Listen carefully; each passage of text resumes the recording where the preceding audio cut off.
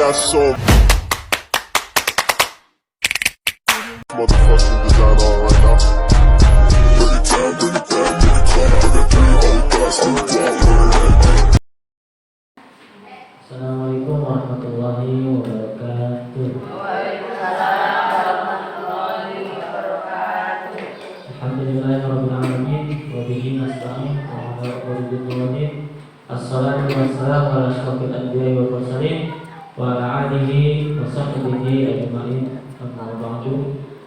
Yang pertama-tama marilah kita panjatkan rasa puja dan puji syukur kita atas kehadiran Allah Subhanahu wa taala yang mana telah memberi kita berbagai macam nikmat, di antaranya nikmat iman, Islam serta sehat walafiat, sehingga kita bisa berkumpul di tempat mulia ini untuk mencari ilmu bersama-sama.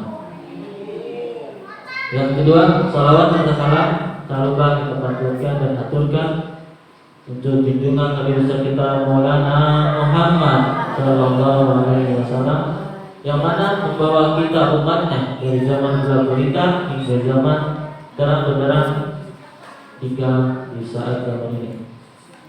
Sebelumnya saya mohon izin kepada ibu-ibu dan juga Ustaz sebagai pembina Majelis Ta'lim Nurul Yakin untuk meminta waktunya untuk menyampaikan beberapa ayat ataupun ilmu yang telah saya dapat di ruang kelas saya.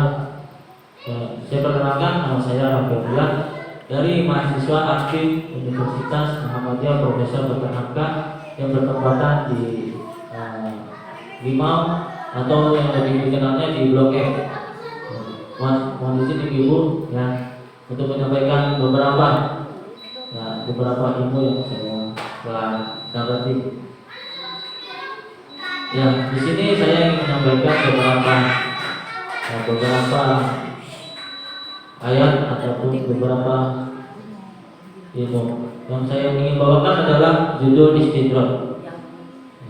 Istidrak yang kita kenal ini adalah suatu tingkatan untuk tingkatan selanjutnya ataupun hukuman dari Allah berupa apa? Berupa nikmat. Jadi istidrak ini Allah memberikan kita nikmat, sehingga kita lupa kepada Allah. Ya, kepada Allah kita lupa. Kadang ada orang yang jarang sholat, jarang ngaji, jarang menuntut ilmu, jarang buat melakukan kebaikan, tapi ada aja hartanya, dikasih selalu duitnya, rezekinya, pekerjaannya dimudahi. Karena apa? Itu suatu nikmat dari Allah, tapi untuk menghancurkan diri seseorang itu. Kadang orang disuruh sholat aja nggak mau, disuruh ngaji pun nggak mau, tapi Allah selalu ngasih rezekinya, selalu dikasih kemudahan dalam buat pekerjaannya ataupun dalam karirnya. Mereka lalai, mereka selalu tidak memikirkan bagaimana nanti beliau di akhirat. Mereka selalu memikirkan harta dan harta. Tapi bagaimana dengan ibadahnya? Mereka lalai karena harta. Itu bakalan menjadi celaka buat dia nanti di akhirat. Adapun dalam surah Al-A'raf ayat 152 sampai 153 yang berbunyi, walladzina kadzdzabu biayatina sanastadrijuhum min haitsu la ya'lamun wa umli lahum inna kaidi matin. Yang artinya, dan orang-orang yang mendustakan ayat-ayat kami, dan kami biarkan mereka berangsur-angsur ke arah kebinasaan dengan cara yang tidak mereka ketahui, dan aku akan memberikan tenggang waktu kepada mereka sesungguhnya, dan cara aku amatlah teguh. Jadi orang tak tahu rencana Allah itu bagaimana. Kadang dikasih nikmat kita lupa buat sholat, kita lupa bersyukur kepada Allah. Terkadang itu yang menjadi senjata Allah, ya, senjata Allah untuk kita ini binasa. Ini kita dikasih segini, apakah mereka bersyukur? Apakah mereka menikmati nikmat dari Allah? Apakah mereka kufur atas nikmat Allah? Dan juga banyak orang yang terjebak dalam istidrak karena merasa kenikmatan didapatkan adalah anugerah, padahal kenikmatan tersebut adalah ujian yang harus dihadapi. Ya, jadi di dalam kehidupan kita ini semuanya adalah ujian. Bagaimana dengan harta, bagaimana dengan keluarga kita, anak kita, saudara kita, pekerjaan kita, itu adalah semuanya ujian. Bagaimana kita bisa menjalankan ujian ini? Kalau kita kelebihan harta, kita bantu saudara kita. Kalau kita kelebihan harta, kita bantu tetangga kita. Kalau memang ada saudara ataupun teman kita yang membutuhkan bantu, terkadang kita lupa. Kita minta kepada Allah nangis-nangis, tapi tetangga kita atau saudara kita yang membutuhkan, tapi kita tidak pernah mau ngasih. Nah, itu nikmat yang akan mendapatkan diri kita. Adapun juga sindrom seringkali membuat manusia terlena dan lupa kepada Allah, bahkan merasa tidak membutuhkannya lagi. Terkadang manusia sudah dikasih nikmat, dia lupa nih sama Allah, lupa kembali kepada Allah. La tansa, artinya jangan lupa apa untuk kembali. Nah, kita ini manusia, kita diciptakan oleh Allah untuk beribadah kepadanya. Nah, jangan lupa kembali kepada Allah. Boleh kita diberi nikmat, tapi kita harus tahu siapa yang memberi kita nikmat. Adapun Rasulullah SAW bersabda mengenai peringatan istidrak yang harus diwaspadai oleh umat Islam sebagai berikut. Apabila engkau melihat Allah memberikan kenikmatan dunia kepada seorang hamba sementara dia masih bergelimang dengan maksiat, maka itu hakikatnya adalah istidrak dari Allah. Ya, kalau kita melihat orang dia ini jarang sholat, jarang ngaji, jarang puasa, jarang banget berbuat baik, tapi Allah nih selalu ngasih kenikmatan kepada mereka. Kita nggak usah iri.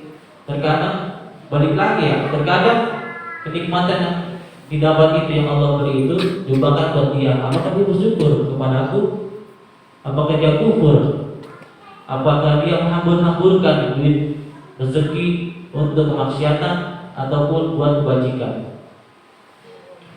Adapun ciri-ciri istidrak memang samar dibedakan dengan bentuk kesenangan lainnya karena sama-sama berupa kenikmatan duniawi. Jadi istidrak ini kenikmatan kita di dunia. Apa yang kita mau di dunia pasti dikasih sama Allah. Kita mau dapetin apa pasti dikasih sama Allah. Karena kenikmatan dunia itu pasti dicari oleh manusia. Mereka lupa apa yang bakal mereka kembali pasti ke dunia akhirat. Karena kenikmatan yang Allah berikan, yang Allah kasih ke orang, dia lupa bahwasanya Allah bisa aja mengambil harta mereka. Bisa aja nih orang menjadi balik lagi ke awal. Karena mereka kurang bersyukur dan juga kurang beribadah kepada Allah. Ada kan dulu di zaman Nabi Qarun.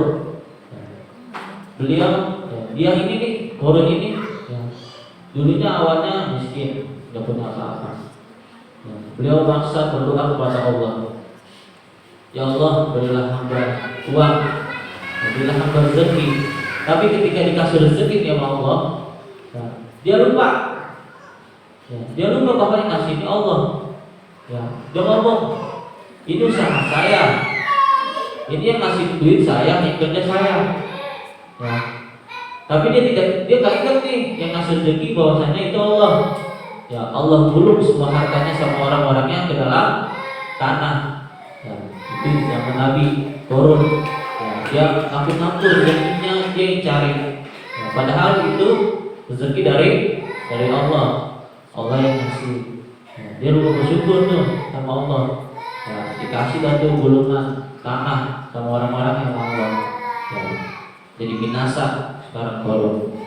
Karena kalau ketemu harta di dalam tanah disebutnya harta Harun. Padahal itu ya kalau disambungin lagi di cerita itu ya Korun ya yang orang kaya dia tuh nggak bersyukur, dia tuh punya nikmat tapi dia ngomong nih harta punya ayah ya ayah yang nyari ayah kerja keras padahal yang dikasih dari Allah. Ya sekarang makanya kalau ada harta di bawah tanah yang gali-gali disebutnya harta karun. Harta karun, padahal ya korun yang harta korun yang dia lupa tuh nikmat Allah. Ada juga ya ciri-ciri juga ada keimanan dan ibadah kita kepada Allah menurun. Ya, kesenangan semakin meningkat. Ya iman kita turun, tapi ya kenikmatan duniawi selalu bertambah. Ya, ada juga terus melakukan kemaksiatan tetapi kesenangan dan kesuksesan justru semakin melimpah. Kita selalu maksiat, tapi senang nih selalu ada. Ya, kita bermaksiat, dapat lagi rezeki. Lalu kesuksesan ya, menimpa kita. Padahal itu adalah istidraj. Ali bin Abi Thalib berkata, hai anak Adam, ingat dan waspadalah bila kau melihat Rabbmu terus-menerus melimpahkan nikmat atas dirimu, sementara engkau terus-menerus melakukan maksiat kepadanya. Di Mutiara Nahzul Balagah halaman 121. Yang ketiga, semakin pikir justru harta semakin melimpah. Kita pikir ya, tapi harta selalu melimpah. Celakalah bagi setiap sebagai pengumpat lagi mencela yang mengumpulkan harta dan menghitung harta lalu dia mengira bahwa hartanya itu dapat mengekalkannya. Ya, jangan berharap sama harta. Harta itu mau dibawa mati. Ada di surat Al-Humazah ayat 1 sampai 3. Adapun yang keempat, merasa hidupnya begitu tenang dan tentram meskipun tidak pernah menjalankan ibadah dan sering melakukan maksiat. Yang kelima, merasa segala kenikmatan yang didapatkan di dunia semata karena usaha sendiri tanpa campur tangan Allah. Yang keenam, jarang terkena penyakit walaupun sering melakukan perbuatan maksiat dan lalai beribadah. Yang sering maksiat tapi nggak pernah sakit itu ya nikmat dunia, tapi itu siksa akhirat. Yang ketujuh, jarang ditimpa musibah meskipun tidak pernah mengingat Allah. Selalu ditimpa musibah. Jarang ditimpa musibah ya, meskipun dia tidak pernah mengingat Allah. Dia nggak pernah mengingat Allah, tapi nggak pernah dikasih musibah. Kita nggak usah iri orang-orang kayak gitu. Ya, itu yang namanya istidraj. Dikasih kesenangan di dunia, tapi di akhiratnya neraka. Ya. Adapun juga ayat yang menjelaskan istidraj, innal ladzina la yu'minuna bil akhirah zaina lahum a'malahum wa hum ya'lamun. Sesungguhnya orang-orang yang tidak beriman kepada negeri akhirat, kami jadikan mereka memandang indah perbuatan-perbuatan mereka, maka mereka bergelimang dalam kesesatan. Surat An-Naml ayat 2. Adapun kesimpulan, istidraj adalah bentuk hukuman yang dibuat berasal dari kenikmatan atas rahmat Allah. Oleh karena itu kita harus selalu bersyukur atas segala nikmat dan meminta perlindungan dari istidraj. Jadi kita harus minta perlindungan kepada Allah agar kita terhindar dari istidraj, agar kita tidak terjerumus dalam istidraj, agar kita melakukan kegiatan selalu berkah. Kita mengharap berkahnya, gak usah mengharap banyaknya. Kadang banyak belum tentu berkah. Kalau ada berkah pasti banyak.